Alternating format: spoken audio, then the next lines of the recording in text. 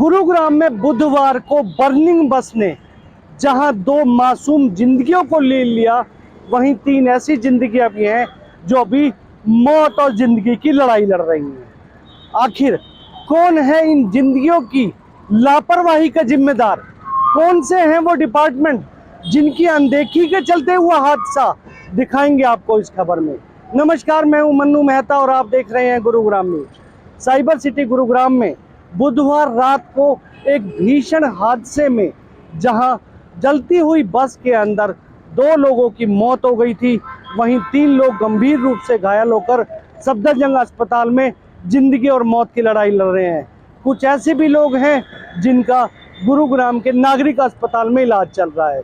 लेकिन ये बस आखिर कैसे बनी बर्निंग बस, और ऐसे कौन से विभाग हैं जिनको इस पर नजर रखनी चाहिए थी, ये सबसे बड़ा सवाल आज लोगों के सामने आ रहा है। दरअसल ये जो बसें हैं ये कॉन्ट्रैक्ट कैरेज की बसें होती हैं और इन सभी को सिर्फ यही अलाउ किया जाता है, ये किसी एक स्थान से कोई बुकिंग, बारात की बुकिंग, शादी की बुकिंग, कोई अन्य बुकिंग लेकर दूसरे स्थान पर जा सकते हैं। लेकिन इन लोगों ने ऐसा तांडव मचाया हुआ है कि ये बाकायदा सवारियां भरते हैं और सवारियां भी भरते हैं उस डिपार्टमेंट की नाक के नीचे से जिनके ऊपर जिम्मेवारी है कि वो इनके ऊपर नजर रखे। जी हाँ, हम बात कर रहे हैं आरटीए डिपार्टमेंट की, जिनकी जिम्मेवारी ये है कि शहर में इस तरह की संचालित होने वाली बसों पर नकेल कसी जाए। लेकिन आरटीए डिपार्टमेंट इस और शायद अनदेखी करता है। हालांकि आरटीए डिपार्टमेंट के पास काम काफ़ी होते हैं और इस समय आरटीए डिपार्टमेंट के जो ऑफिसर हैं वो भी बाकायदा पुलिस डिपार्टमेंट की तरफ से लगाए जाते हैं, क्योंकि वो इस काम को बेहतर तरीके से अंजाम दे सकते हैं। लेकिन वो भी इस मामले में कोई ध्यान नहीं दे पा रहे हैं। नतीजा ये है कि आरटीए डिपार्टमेंट के नाक के नीचे से सवारियां भरकर बसें चल रही हैं। रात के समय ऑनलाइन स्लीपर वाली बसें दूर दूर तक जाती हैं, वो भी अलग अलग स्टैंड से। और सबसे बड़ी बात यह है कि इन बसों में जो पर्दे लगे होते हैं वो तो मौत के तांडव के लिए सबसे बड़े जिम्मेवार होते हैं। रेशमी पर्दे भले ही बस को तो चमका रहे हैं, लेकिन आग को कितना भड़काते हैं, ये एक रिपोर्ट तैयार की है हमने खुद इफ्को चौक पे जाके, कि जो ऑनलाइन इंटरसिटी स्मार्ट की बसें ऑनलाइन बाकायदा जिनकी बुकिंग होती है, वो एक रिपोर्ट तैयार की है। इसके अलावा कुछ और बसें भी हैं। आखिर इन पर कार्रवाई कौन करेगा, पहले आपको वो रिपोर्ट दिखाते हैं। गुरुग्राम में इस तरह की बसें जो कि यातायात विभाग, ट्रैफिक ट्रांसपोर्ट डिपार्टमेंट को चूना लगाती है, वो चलती हैं यहाँ के इफ्को चौक से।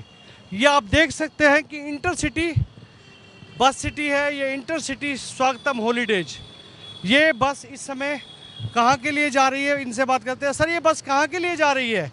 अमृतसर। ये बस अमृतसर के लिए जा रही है। क्या आप बता सकते हैं कि अमृतसर के लिए आप इस तरह से सवारी ले सकते हैं? हाँ सर, हमारा पिकअप पॉइंट है ये रहा। नहीं, आपका पिकअप पॉइंट है, लेकिन ये कॉन्ट्रैक्ट कैरेज की बस होती है, जिसका मतलब ये होता है कि आप लोग सिर्फ कोई बुकिंग लेकर वो कर सकते हैं। आप अलग अलग पॉइंट से इस तरह की वो करते हैं। क्या आपके पास परमिशन है इंटरसिटी के पास इस तरह की? सर, इस चीज़ की परमिशन तो कंपनी को होगी, जब भी तो कंपनी लगवा रही है ये चीज़। विजय गजराज का ऑफिस है, पहली बात तो हम तो कंपनी के हिसाब से, ये कंपनी के हिसाब से चल रहे हैं, इन्हें ये नहीं पता। लेकिन अमृतसर के लिए बस जा रही है। ये सारी सवारियां इस समय आप देख सकते हैं कि कितना सामान लेकर। इसके अलावा आपके और कौन कौन से, अगर बात की जाए पिकअप पॉइंट, दिल्ली में भी कुछ पिकअप पॉइंट है, वो कौन कौन से हैं? सर ऑनलाइन चेक कर लीजिए आप, आपको पता होगा। ऑनलाइन आप सारे पिकअप पॉइंट मिल जाएंगे। डेली रात को आप चलते हैं अमृतसर या बाकी जगहों के लिए, जितने भी जगह के लिए? अमृतसर चलते हैं सर, ज़्यादा अमृतसर ही चलते हैं। इंटरसिटी की तो बाकी सर्विसेज भी हैं, कहाँ कहाँ के लिए थी पहले, या आप बंद हो चुके हो? बंद हो चुकी हैं सर, फिलहाल अमृतसर ही है। इंटरसिटी बस, ये देखिए, ये खुद उसके एक एम्प्लॉय हैं जो ये खुद इस चीज़ को एक्सेप्ट कर रहे हैं कि ये बस अमृतसर के लिए जा रही है। और सबसे बड़ा जो इन्होंने वायलेशंस है वो ये देखिए कि इसके अंदर कितने ये कर्टन्स लगे हुए हैं। बस के अंदर बिल्कुल भी दिखाई नहीं दे रहा है, जबकि बस के अंदर कर्टन्स अलाउड नहीं है। निर्भया कांड के बाद पूरी तरह से इन पर बैन लगा दिया गया था। ये इंटरसिटी की बस, एक पीछे और भी बस है, वो भी देख लेते हैं कि किस तरह से ये लोग। मैम, आप कहाँ, अमृतसर की तरफ जा रहे हैं कहीं पे? अमृतसर? हाँ जी। तो आपके साथ और भी कोई हैं या अकेले हैं आप? नहीं, अकेले। ये आप देख लीजिए कि ये भी अकेले पैसेंजर्स हैं। कि आपकी कोई नॉन पैसेंजर्स तो नहीं है अंदर? नहीं। इनका कोई नॉन पैसेंजर्स नहीं है, यानी कि ये बसें पूरी तरह से आप कह सकते हैं जो कॉन्ट्रैक्ट कैरियर्स की बसें हैं, खासकर इंटरसिटी की ये बसें इस तरह से चल रही हैं। BR ट्रेवल्स की बस है, इनसे बात करते हैं। भाई साहब, ये बस कहाँ जा रही है? इंदौर जा रही है। ये इंदौर जा रही है जनाब। क्या आपके पास कॉन्ट्रैक्ट कैरियर्स की बसें हैं या वैसे ही? ये इंदौर जा रही है जी। ये देखिए, इंदौर के लिए इतनी बड़ी सर्विस, और ये देखिए कितना खूबसूरत तरीके से सजाया गया है। वायलेशंस पूरी तरह से यहाँ पर हैं। सवारी यहाँ पर भी इसी तरीके से है। बहुत अच्छा बस को सजाया गया है। ड्राइवर साहब से बात करते हैं। ड्राइवर साहब से, वाह जी, आपने तो बड़ा अच्छा बस को आपने डेकोरेट किया हुआ है। और कहाँ के लिए निकलते हैं आप डेली? ये दिल्ली से इंदौर। कहाँ कहाँ से सवारियाँ लेते हैं? ये इप्पो चौक ऑनलाइन जो सवारी है वो सवारी लेते हैं। उसके बाद? उसके बाद जो पिकअप पॉइंट है जयपुर का है, अच्छा, जयपुर से लेते हैं। फिर कोटा का पिकअप पॉइंट है, पिकअप वहाँ से। आपका नाम? रमेश्वर। ऐसी कोई सवारी तो नहीं है ना जो कोई आपस में एक दूसरे को जानते हो? सिंगल सिंगल सवारियाँ होती है सब? सब सिंगल आती है, डबल भी आती है। मतलब कोई एक या दो सवारियाँ होती हैं। ये देखिए जी, ये बसों की, हाँ, फैसिलिटी दिखाना चाह रहे हैं साहब। आइए, लो जी, फैसिलिटी भी दिखा देते हैं आपको। कितनी खूबसूरत फैसिलिटी है। ये देखिए जी, ये फैसिलिटी हमें ड्राइवर साहब ने कहा है कि आप फैसिलिटी देखिए। Lower and upper sleeper class, ये सब सवारियां इसके अंदर। कितने लोग जा रहे हैं आप? हम 6 लोग जा रहे हैं। 6 लोग जा रहे हैं। यानी बस में जितनी सवारियां सब अलग अलग, किसी को बाकी लोगों तो नहीं जानते आप? नहीं, नो सर, नहीं जानते। तो ये सवारियां हैं जी। ये आप फैसिलिटी के नाम पर ड्राइवर साहब ने हमें अलाउ किया है, लेकिन हम आपको दिखा दें कि इसके अंदर कर्टेंस लगे हुए हैं। कमाल है कि किस तरह से धज्जियाँ उड़ाई जाती हैं। बाकी लोग भी इसमें बोर्ड होने के लिए इस समय तैयार हो चुके हैं। ये लीजिए जी, कुल कितने पैसेंजर्स हैं आज? 26 पैसेंजर्स। 26 पैसेंजर हैं, ये इस बस के अंदर हैं। इस तरह की बसें आप लगा सकते हैं कि मैं आपको वो चीज़ें दिखा रहा हूँ कि जो आज सरेआम पुलिस की जिप्सी पीछे खड़ी हुई है, और शायद पुलिस के नॉलेज में भी नहीं है कि ये लोग कहाँ से कहाँ बसों को चलाते हैं।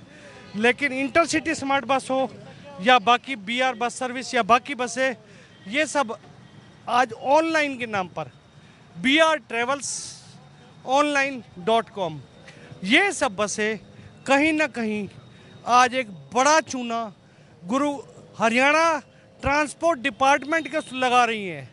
क्या इनको वास्तव में इस तरह की परमिशन है कि ये एक एक सवारी यहाँ से ले सकते हैं? ये सबसे बड़ा सवाल आज सामने आ रहा है। ये वो बसें हैं जो रोजाना रात को यहाँ से सवारियाँ भर के चलती हैं, और अब जब इनसे पूछा जाता है तो इनके पास कोई सवाल नहीं होता है। अवैध तरीके से इनमें पर्दे लगे हुए हैं, जबकि कोर्ट के आदेशानुसार पर्दे नहीं होने चाहिए थे। निर्भया कांड के बाद ये बंद हो चुके हैं। अलग अलग जगह से सवारियां भरते हैं, अनलिमिटेड सामान होता है, लेकिन RTO विभाग इस ओर तो अनदेखी कर ही रहा है, बल्कि उनकी नाक के नीचे अगर हम बात करें तो जिस मिनी सचिवालय की 5वीं फ्लोर पर उनका ऑफिस है, ठीक उसके सामने नीचे जो एक पार्किंग बनी हुई है, वहां से भी काफी सवारियां भर कर ले जाते हैं। हैरानी की बात यह है कि अपने दफ्तर के नीचे जो अधिकारी इस तरह की बसों पर लगाम नहीं लगा पा रहे हैं, वो बाकी पर क्या कार्रवाई करेंगे? पहले ये रिपोर्ट देखिए।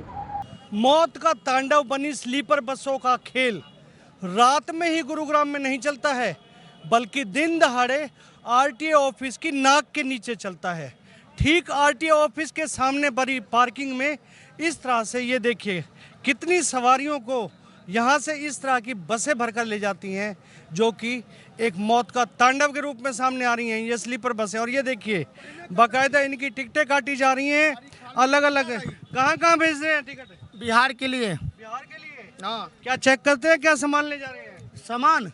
सामान जो लेकर सब चेक होता है यहाँ। सब चेक होता है, उसमें कुछ भी चला जाए? नहीं, कपड़ा लता तेल साबुन यही सब जाता है। तेल भी चला जाता है। खैर एनीवे, हर बिहार तक जाने की हर जगह की टिकट मिलती है। कितनी बसें आती हैं रोज यहाँ से? यहाँ से 3-4 गाड़ी खुलती है। 3-4 गाड़ी यहाँ से खुलती है। और गुड़गांव में कहाँ से खुलती है? पता नहीं, वो तो हमको पता नहीं है कहाँ। ये देखिए जी, ये बाकायदा इनकी बुकिंग की जा रही है, और पेमेंट के लिए बाकायदा इनके पास अगर कोई कैश देना चाहे तो ठीक है, नहीं तो यूपीआई पेमेंट भी एक्सेप्ट करते हैं, पेटीएम से एक्सेप्ट करते हैं। ये सारी सवारियाँ इस समय खड़ी हुई हैं। कहाँ के लिए बस का इंतजार कर रहे हैं? ग्रुप बना के भेजते हैं गाड़ी को। अच्छा, ग्रुप बना के जाती है। अलग अलग जगह है जो जहाँ उतरना हो। यानी कि यहाँ भी एक बड़ा खेल है कि आरटीए डिपार्टमेंट को दिखाया जाता है ग्रुप है, लेकिन सवारियाँ सारे अलग अलग स्थान की खड़ी हुई हैं। आप लोग ये देखिए, ये हालात हैं कि जो बसें मौत का तांडव कहाँ से किस तरह से वो है, और ये सारा खेल खेला जा रहा है आरटीए डिपार्टमेंट की बिल्कुल नाक के नीचे। ये हालात हैं कि आरटीए डिपार्टमेंट आखिर इन पर कार्रवाई क्यों नहीं करता है। ये देखिए किस तरह से बसों में जो अभी हालात सामने आए हैं कि तेल तक भी चला जाता है। वो तेल में, सिलेंडर में क्या चला जाता है। ये देखिए जी, ये सवारियाँ अपना सामान अभी से इनके अंदर लोड कर रही हैं सारी सवारियाँ।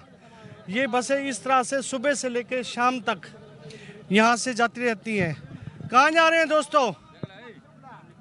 कहाँ जा रहे हैं? जा रहे हैं बिहार। बिहार कौन सी जगह? जा रहे हैं फुलपरास। अच्छा, ये देखिए जनाब, ये सब अपना अपना सामान लेकर यहाँ से अलग अलग, ये सबका कोई एक नहीं है, कोई ग्रुप नहीं है, बल्कि सब अलग अलग सवारी हैं। ये इस तरह से सामान लेकर जा रहे हैं और जो बाद में जाके एक बड़े तांडव के रूप में सामने आती है। कल भी जो बस थी वो ठीक इसी तरह की बस थी। इस बस में सिर्फ सबसे बड़ी कमी ये है कि एक ही दरवाज़ा जो गेट आगे दिया होता है वो होता है। उसके बाद कोई अगर कूदता है तो बड़ी मुश्किल से इन खिड़कियों में से भी इतना स्पेस नहीं है कि इनमें से निकल के वो बाहर आ सके। कोई इमरजेंसी डोर नहीं है। और सबसे बड़ी जो लापरवाही कल सामने आई थी कि ड्राइवर ने जिस बस को खड़ा किया था वो बिल्कुल फ्लाईओवर के साथ खड़ा कर दिया था, क्योंकि दूसरी साइड से सारा ट्रैफिक चल रहा था। ऐसे में ये जो बाहर निकलने का रोड है वो भी बंद हो चुका था। तो यही वजह सबसे बड़ी सामने आई थी कि जो सारी सवारियां हैं वो उसी के अंदर ही जल गई थी। कुछ लोगों के साथ कैजुअल्टी हुई थी। लेकिन ये गुरुग्राम का कोई इकलौता ऐसा स्थान नहीं है जहां से इस तरह की बसें ऑपरेट की जा रही हों।